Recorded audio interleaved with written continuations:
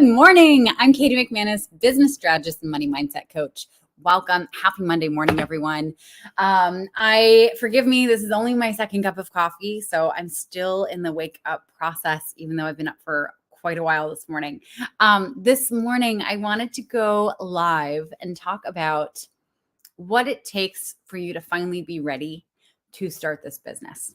Okay. And if you're watching, if you're tuning in, welcome. I am going live to the Facebooks, to LinkedIn, to YouTube, and to Twitter. And just so you know, sometimes not all the comments make it to me here in StreamYard. So if you comment and I don't call you out, know that it's not you. It's just sometimes the technology just doesn't want to work with us. But anyway, if you have any questions as I'm going through this, please pipe in. I'd love to answer your questions. Now, let's talk about what you feel like you need to do to be ready to start this business. Okay.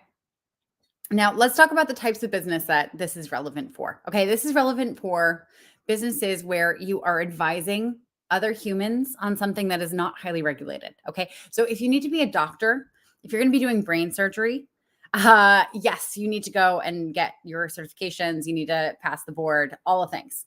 Go, like, get trained as a brain surgeon before you conduct some brain surgery. If you're a lawyer, if you want to practice law, yeah, you got to go to law school. You got to pass the bar. You got to, do some other stuff, I'm sure, right? Go and do that. And then you can legally be a lawyer.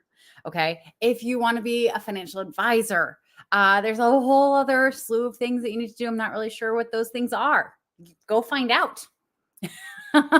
So this is not a go get 'em tiger, regardless of what you're doing. This is a go get 'em tiger if you can legally do what you want to do. So let's play with the idea of a copywriting business, just because it is so applicable to so many different types of business. So if you're a copywriter, you know how to write, right? You've probably done a lot of self-study. You maybe took a course.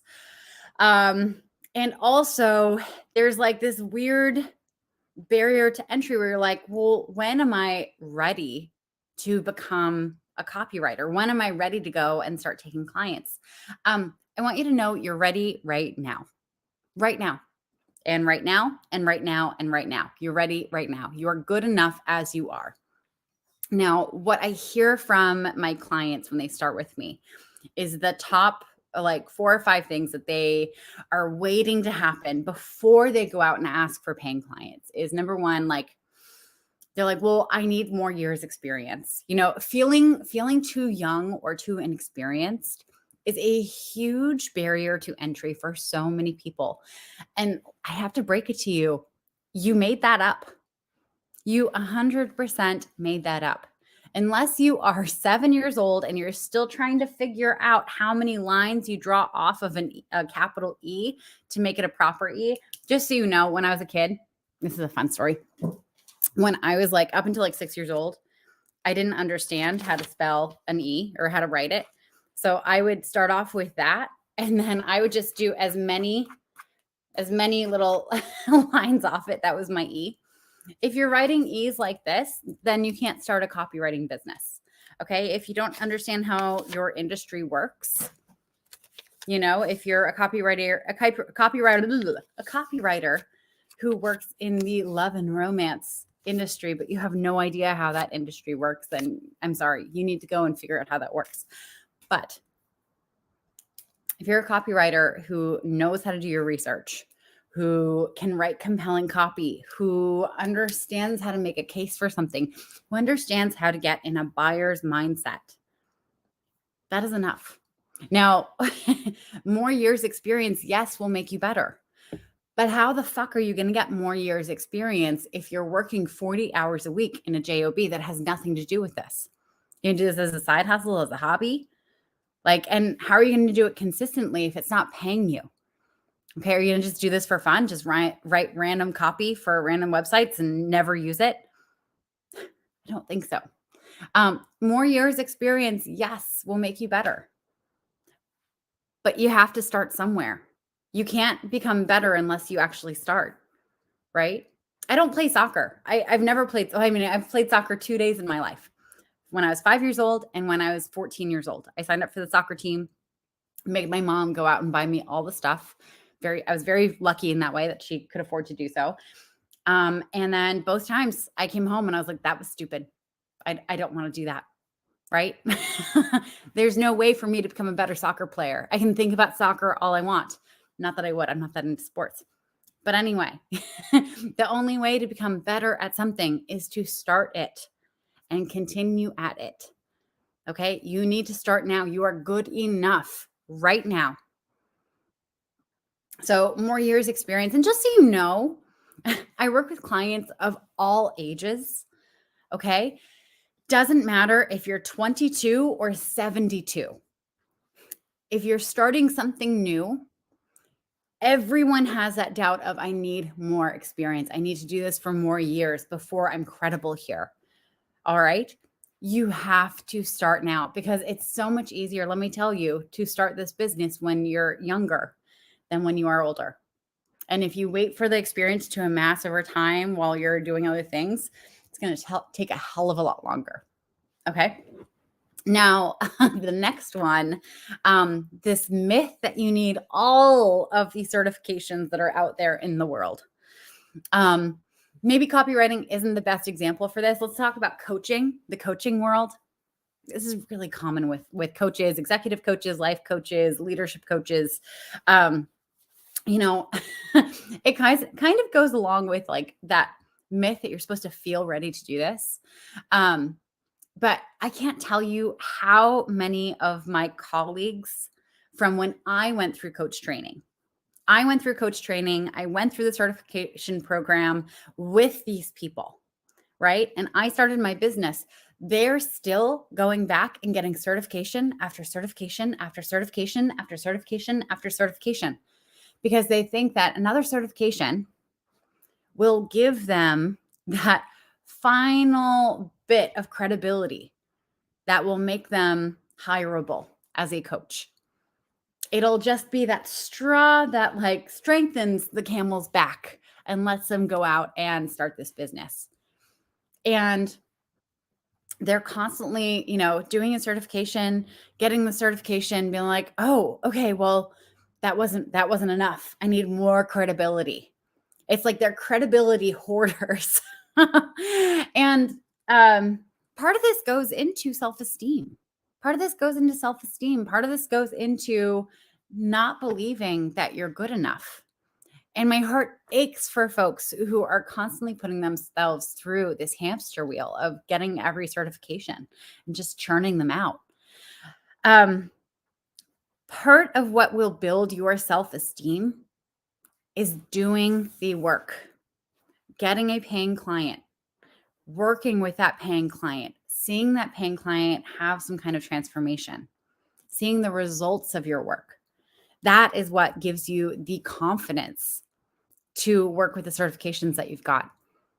If you keep going after new and better or whatever certifications, that's great. But what you're doing is you're actually creating a lot of confusion in yourself as to what you offer. Now, I got certified a few years ago through the Coactive Training Institute. So I'm a coactive coach. Okay.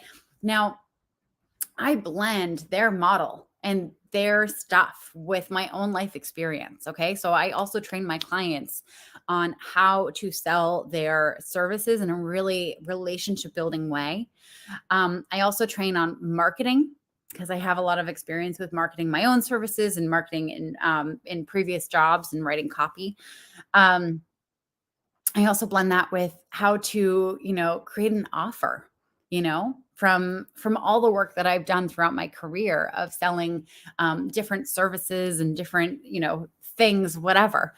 I blend it all together. Now, yeah, sure, I could have gotten like 17 other certifications and blended that together with coactive coaching. That could have been valuable.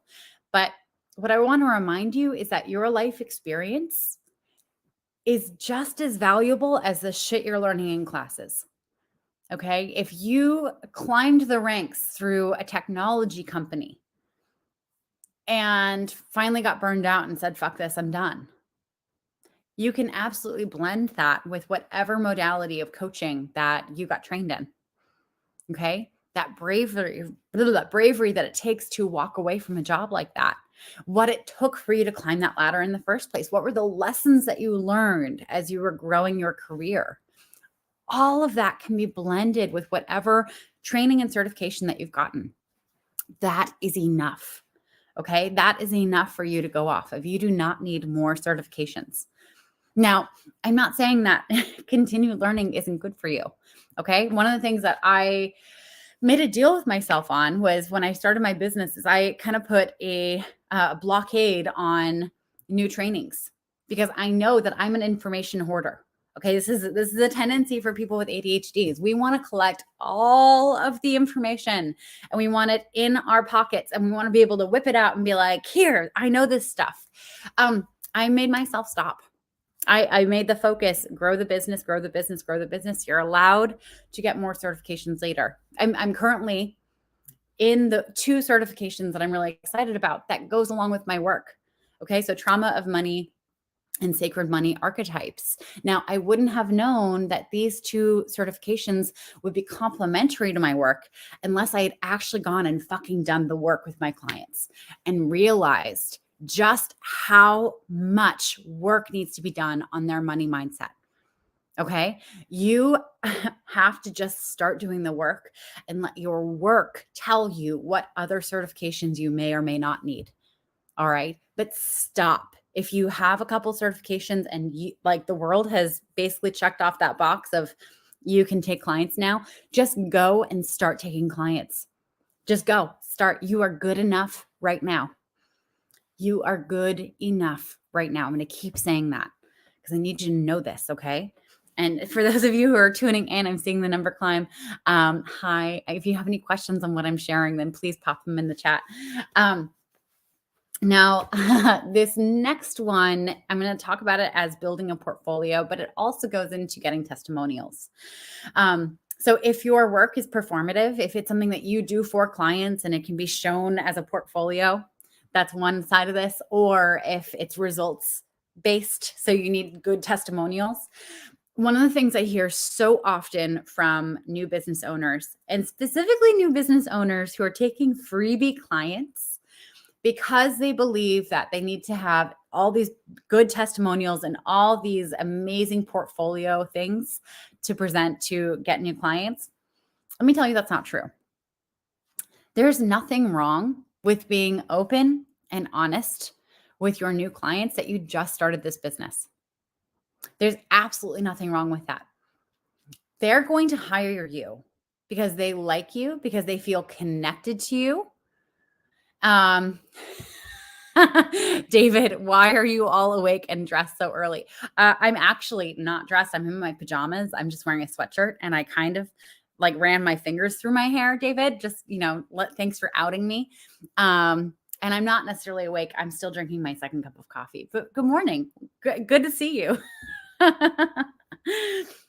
Let me tell you. So this whole belief that you need to build up a portfolio, this is that compare-itis that's coming in because you're seeing other people in your world who have a full portfolio. You're seeing other people who have all these testimonials. And you're saying to yourself, okay, well, if they have that, I need to have that too. And that part of your brain, I mean, it's fine, but it's forgetting something. It's forgetting that those people out there have been in business for several years longer than you have. All right. They've been doing this for a long time. There's a reason why they have a portfolio. There's a reason why they have all these testimonials. Those things happen over time.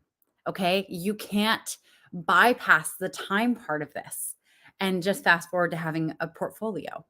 Okay. So, I mean, like one of the things that you could like do that's kind of weird. And I see people on TikTok and Instagram doing this is like they're video producers. And so, I forget the name of the woman, but she comes up with like weird little advertisements that she films that are for like cucumbers, just random household objects. And sure, like that can get you business, but like that's not necessary. Okay. That's absolutely not necessary for you to get a business. If you want to do it for fun, then please be my guest. If you want to do it as a marketing strategy for yourself, then please be my guest. But you have to actually do it and you have to actually go and get the clients after. Okay. You can't just say, okay, well, I have to build my portfolio and let that be like busy bullshit work that you're doing to help you prevent yourself from actually putting yourself out there, which I'm calling you out right now. I know I'm calling someone out because I see this. I see this happening so often. It's this bullshit work that you make up so that you look like you're working. But what you're really doing is you're spinning your wheels and you're wasting your time. And no one knows that you are for hire. And Sharif, hi, good to see you too. Welcome. Now, next, this whole myth of feeling ready, like you're just waiting to feel ready to do this. You're never going to feel ready. You're never ever going to feel ready. If you had never learned how to ride a bicycle, assuming you know how to ride a bicycle, say like your parents just never taught you. Like maybe you guys just didn't have bikes, maybe they didn't know how to ride a bike. Now, if you had never learned how to ride a bike and here you are and you're an adult, and if I were to say, "Hey, just feel ready to ride a bike and just hop on." How would you feel? Would you be like, "Oh yeah, totally, I could do this, no problem." Would you just hop on and ride away? No. You'd be scared shitless. You'd just be sitting there like, Katie, are you nuts? I have no idea how to ride this death contraption. Like I'm gonna fall off. I'm gonna break my neck. I'm gonna like everything's gonna get twisted. Where do I put my feet? How do I stop? Like, what if I go too fast? How do I stop if like I'm heading right into a wall? How do I turn? How do I turn without falling over? Okay. To feel ready to do something, you have to have done it several dozens of times. Okay. So you're never going to feel ready to do this. Now, being ready for something and being willing to do something, I love this differentiation, is a completely different thing. Being willing to hop on that bike and start pedaling and to hopefully have it go well is different than feeling ready for it. Being willing to put yourself out there and invite people to become clients and market your services and do some work and get paid for it is extremely different than being ready to do all that stuff. Okay. Because when you're willing, you're open. You're open to the possibility that this could go well. You're also open to the possibility that this could go very, very badly. Okay. And you are ready to pivot with whatever shows up when you're willing. When you're ready, that only happens after you've done it a couple dozen times. And if you're waiting to feel ready, guess what? We're going to be sitting around your deathbed at some point and commiserating with you on how, oh, you never did that. Oh, that's so sad. Oh, I'm so sorry. Yes. But think of all the nice things that you did in your life. That's so sad. I'm getting like a little emotional just thinking about that. I don't want to be sitting at your bedside when you're dying, commiserating that. I want to be sitting at your bedside being like, wow, you were a fucking badass. You went and did stuff. You helped people. That was phenomenal. Okay. So here's the bad news is that if you're waiting for any of these things, your business is never going to happen. It is never going to happen. If you're waiting for any of these and you're committed to waiting for any of these, it is never gonna happen. Okay. You are stopping yourself right here. And that's that. You are never going to be perfect your very first go. You're never going to be perfect. Now, the good news is that you're not doing something that's life or death. You're not a brain surgeon. You're not a brain surgeon who's going to be going and operating on other people's brains. You are not going to have this be perfect. You also don't have to be perfect yourself. Let's go back to the copywriter. The copywriter could be like, well, I don't have a website yet. How am I supposed to go and say to people that I write website copy if I don't have my own website yet and it's not or if it's not perfect yet? Well, guess what? My dad was a carpenter. My dad is still a carpenter. He's in his 70s. Can I tell you how many unfinished projects we have in our home? Can I tell you that you walk and I'm so sorry, Dad, to telling you like this. There are rooms in our house that he redid, and we still don't have the little like frame that you put over the light switch that like hides all the wiring. Okay. That's like my bathroom upstairs when I go home. There are rooms where like the baseboard's not finished. Like you do not have to have it perfectly done for yourself to be amazing for your clients. Now, if I go to my dad's clients' houses, their work is impeccable. It's so perfectly done because my dad was focusing on them, not himself. Okay. To my mom's chagrin. I love it when I can use the word chagrin. That's a great word. I need to set myself up to use it a lot more often. Sorry, Dad, for telling on you like that. That was not nice. You can yell at me when I'm home for Christmas. So just have faith that you can do it well for your clients, even if you haven't done it well for yourself. And again, it's not life or death. Okay. Their life is not on the line here. Okay. If you make a mistake, you can always go and fix it. All right. Now, this is your sign. If you've been holding yourself back, this is your sign to just go and get started already. Okay. This is your sign that you are good enough right now, just as you are. All right. You are good enough. Now, here's a little caveat to that. If you want to learn something like, I don't know, cartoon animation, and you don't know how to do cartoon animation, go and learn how to do cartoon animation. Okay. This is assuming you know a little bit about what you want to do. But if you know a little bit about what you want to do, there's no reason for you to not start right now. Okay. So with that, happy Monday. Go. I hope this lit a fire under your ass to go and get working, and to get some paying clients and to start living the life that you really want to live. If you have any questions for me on how to do this, then DM me. I'm a great resource, if I do say so myself. And otherwise, I wish you all the luck in the world. And David and Sharif, thank you so much for joining. I'm going to go finish my coffee, and I have a meeting with my my COO in a couple minutes. And Jatan, am I pronouncing your name correctly? Oh, thank you. No, I'm delighted to do this. Just so you know, this is day 5 of me going live every day of December. I am going to be going live earlier in the day this week because every single night this week, I have an engagement. Okay. This is like an extrovert's heaven this week. I'm so excited. And we'll see if I'm still as extroverted as I was before the pandemic. Anyway, with that, I'm going to log off. I hope you found this helpful, and I can't wait to hear what you did to get started if you want to share that with me at some point. I'm Katie McManus, business strategist and money mindset coach. Thank you for joining. Please tune in again tomorrow when I go live on God knows what, because I plan this about 2 minutes before I go live. Anyway, have a great one, everyone, and I will talk to you soon. Mwah! Bye.